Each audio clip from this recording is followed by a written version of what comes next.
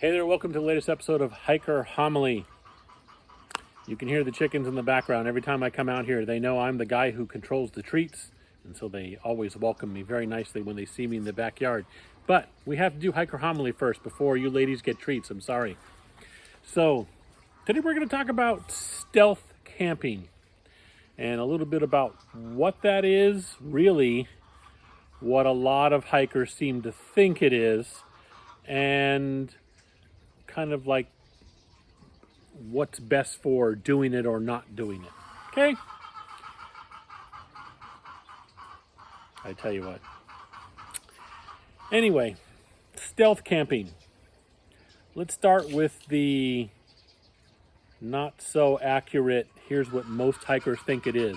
And most hikers think stealth camping is just simply, haha, I can't get to or don't have reservations at or can't get into a regular campsite somewhere, or like on the big long trails like say the PCT or the AT, I can't make it to the shelter or to, what certain apps say is a designated camp area that's been used over and over again and things like that.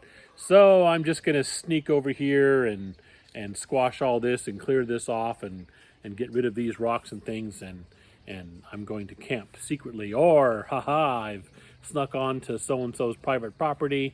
I'm not here to steal anything, but I definitely need to spend the night, so I'm going to throw a tent down behind this such and such where they'll never see me, and then I'll be gone by morning.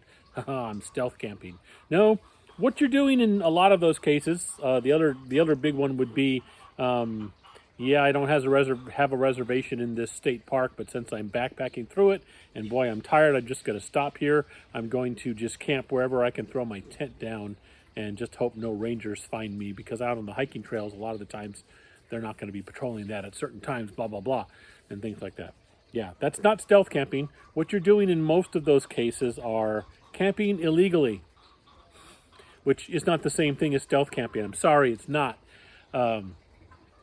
Stealth camping is camping, yes, in an undesignated place, where you can, as best you can, mitigate whatever new damage you do to the area, but you're camping in a place where you're out of the way, you're not an eyesore, you're not like right in the middle of the trail. I know sometimes people get desperate, and in certain situations, I get it, you just kind of have to, and so they just throw the tent down right next to the trail in any clearance they can because it's getting dark, and I'm totally tired and stuff. And I'm not saying that's a bad thing if it's a cleared enough area and things like that. You got to do what you got to do sometimes, I get it, but that wouldn't be stealth camping.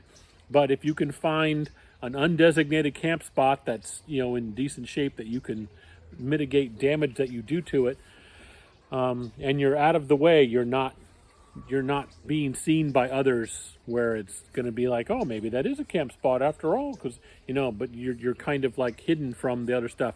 That is stealth camping, and sometimes you do have to do it. I get it, especially on the long trails. That is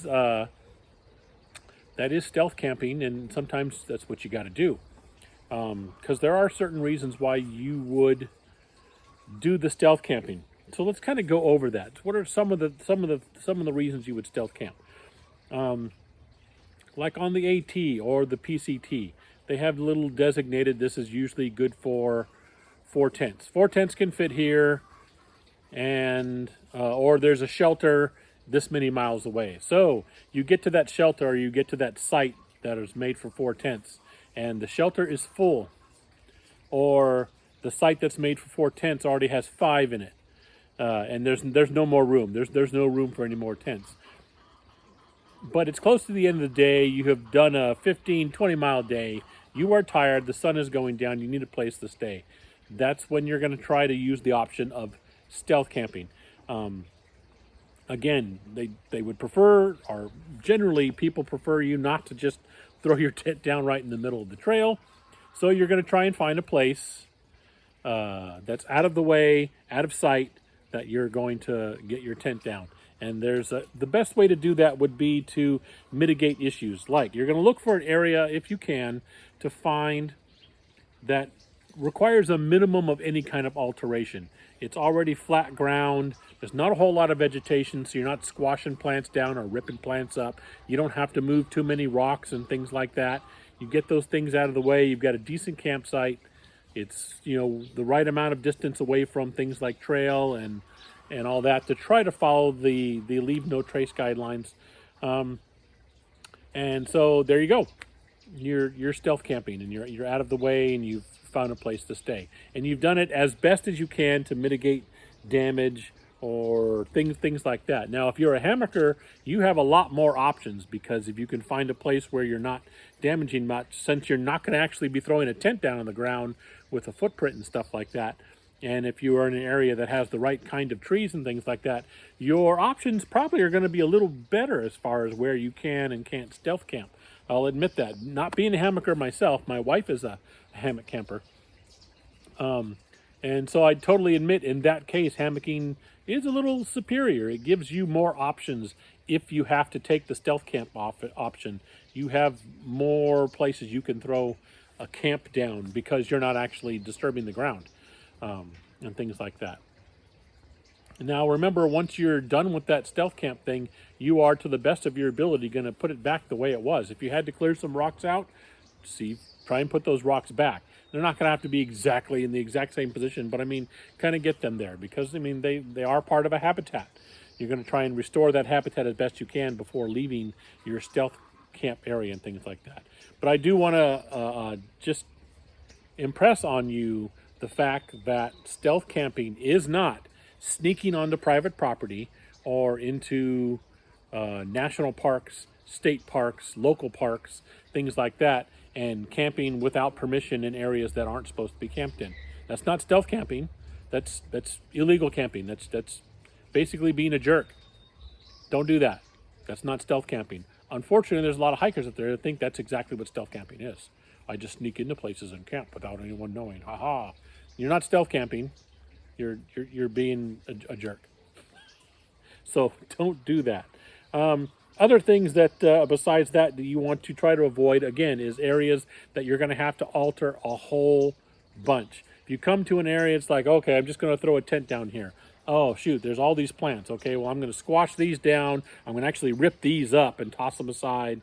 There's a bunch of rocks that I'm going to move across. Try to find a different area to throw down. That's not really going to work for stealth camping, because you're doing too much damage at that point.